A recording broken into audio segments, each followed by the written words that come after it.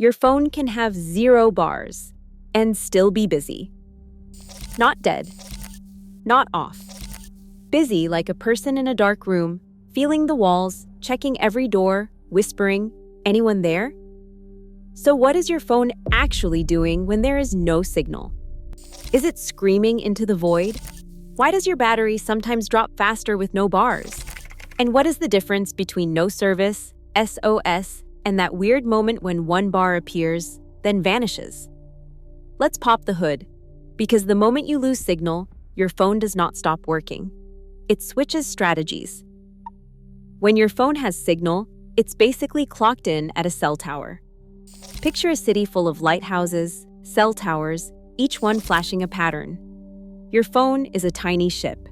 It listens for the clearest lighthouse, checks in, and says, "Hey, it's me, I'm here, I'm available." That check-in matters. It's how the network knows where to route your calls and texts. It's how your phone gets permission to use the airwaves without stepping on everyone else's conversation. So with Signal, your phone is in a stable relationship, 1 tower, 1 handshake, a steady rhythm of still here, still here, still here. Now move the tower.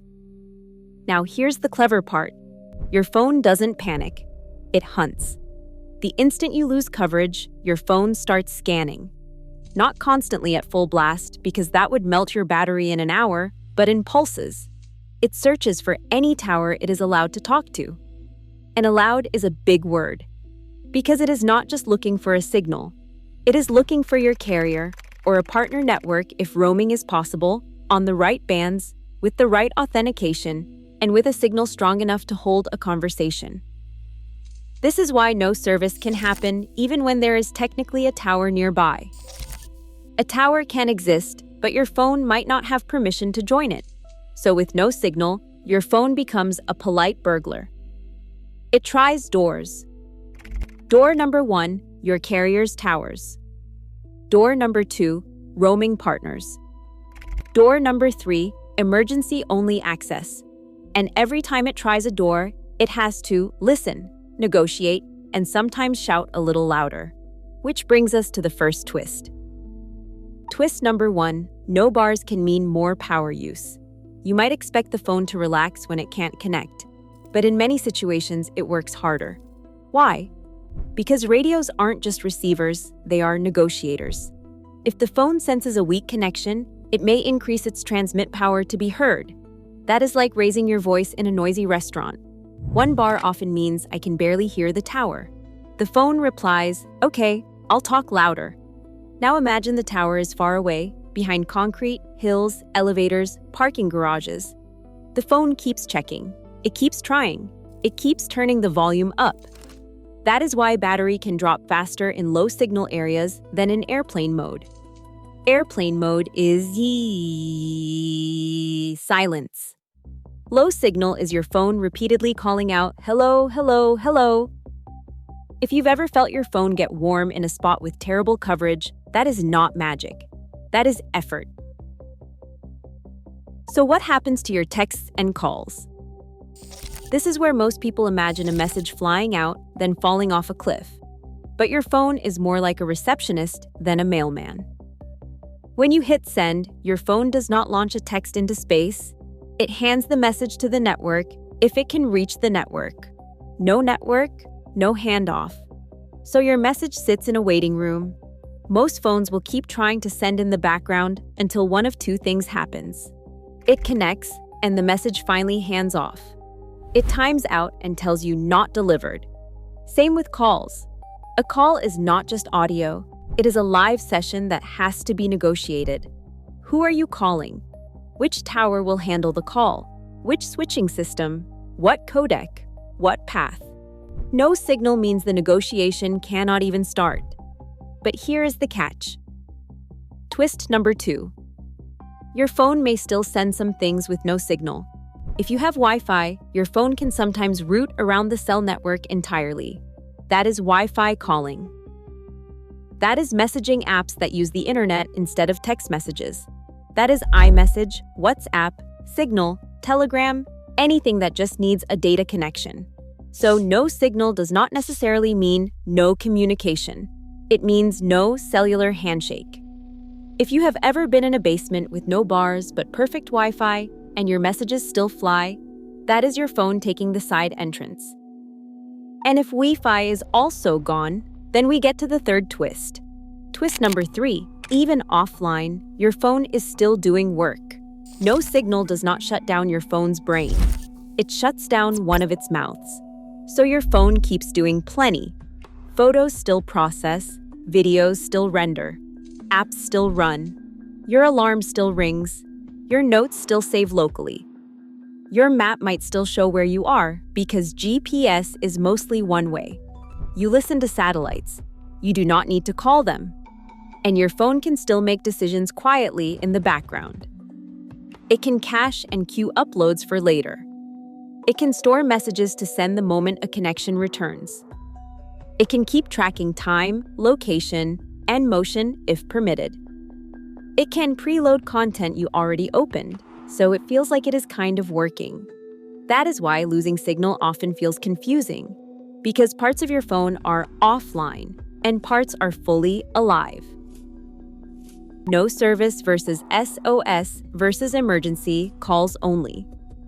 These labels look similar, but they're not.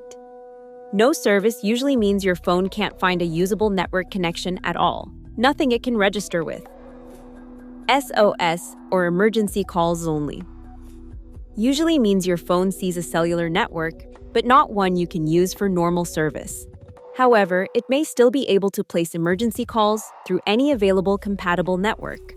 In other words, you can't join the party, but you can still pull the fire alarm. Now, different phones and regions show these statuses differently, and emergency features can depend on your local rules and networks. But the big idea is the same. Your phone might be locked out of regular service while still being allowed to make an emergency connection. Okay, but why does signal sometimes return the moment you stop looking? You have seen this. You are staring at your phone, no bars, you sigh, you put it in your pocket. 2 minutes later, ding, full signal. That is not the universe trolling you. Signal is messy. It is a living weather system. Radio waves bounce. They reflect off buildings. They get absorbed by walls, water, bodies, and even trees, depending on frequency and conditions. A tiny change, walking 5 steps, turning a corner, riding an elevator, can flip the whole situation. Your phone might also scan in cycles to save power. So you can be in a brief gap between scans, the signal exists, but the phone has not checked again yet. It is like checking for an email refresh. Sometimes the message was there. You just hadn't looked. Myth versus reality moment. Myth: no bars means the phone stops transmitting completely. Reality: even with no service, your phone may still transmit on other radios, Wi-Fi, Bluetooth, and receive GPS signals. It will also attempt cellular registration in short bursts, scanning for towers while using power-saving pauses. It is not off, it is still active and can briefly send signals. Myth: 1 bar means you are basically fine. Reality: 1 bar can be the most expensive bar. Your phone may work harder, retransmit more, and drain more battery than in stable coverage. Weak signal can increase power use and reduce battery life. So what happens next when you re-enter coverage? This part is satisfying. The moment your phone finds a network it can join, it does a rapid little reunion dance. It scans and picks the best tower. It authenticates. It proves the device is a valid subscriber. It registers location so the network knows where to find it. It syncs pending messages and notifications. That is why a flood of texts can arrive all at once when you leave a dead zone. It is not that everyone suddenly texted you at the same time. It is that your phone just reopened the mail slot. Real-life impact. Why this matters in modern life. We don't just lose signal on road trips anymore. We lose it in places that look perfectly civilized. Elevators, underground trains, concrete stairwells, big box stores, parking garages, stadiums packed with thousands of phones competing for attention, rural highways where towers are sparse and far apart. And here is the sneaky part. Your phone can feel unreliable even when it is behaving correctly, because you don't experience network engineering. You experience the moment you ask, "Why won't this send?" So the practical win is knowing how to switch modes on purpose. Practical takeaways, simple choices. Just if you are truly stuck with no coverage, consider airplane mode for a minute, then turn it off. That forces the phone to stop scanning, reset its radio state, and start fresh, often faster than waiting. Second, in low-signal areas, use Wi-Fi when you can. If your phone supports Wi-Fi calling, and it's enabled, you can sometimes call and text even with 0 bars. Third, if you are trying to save battery in bad coverage, reduce the phone's searching. Airplane mode, or at least turning off cellular temporarily, can stop the repeated hello pulses. Fourth, download before you disappear. Maps available offline. Boarding passes saved locally. Music and podcasts downloaded. Think of it like packing water before a hike. Fifth, when a message truly matters, don't trust the illusion of sent. Look for confirmation. Check delivered receipts in apps, or get a follow-up if it's critical. No network means your phone may be holding the message, not delivering it. So when your phone shows no signal, it's not a brick. It's a scout. Listening, scanning, negotiating, saving what it can, sending what it's allowed to. Working harder than you think to make connection feel effortless. And the next time you see 0 bars, you'll know what's really happening. Your phone isn't giving up. It's searching for a lighthouse.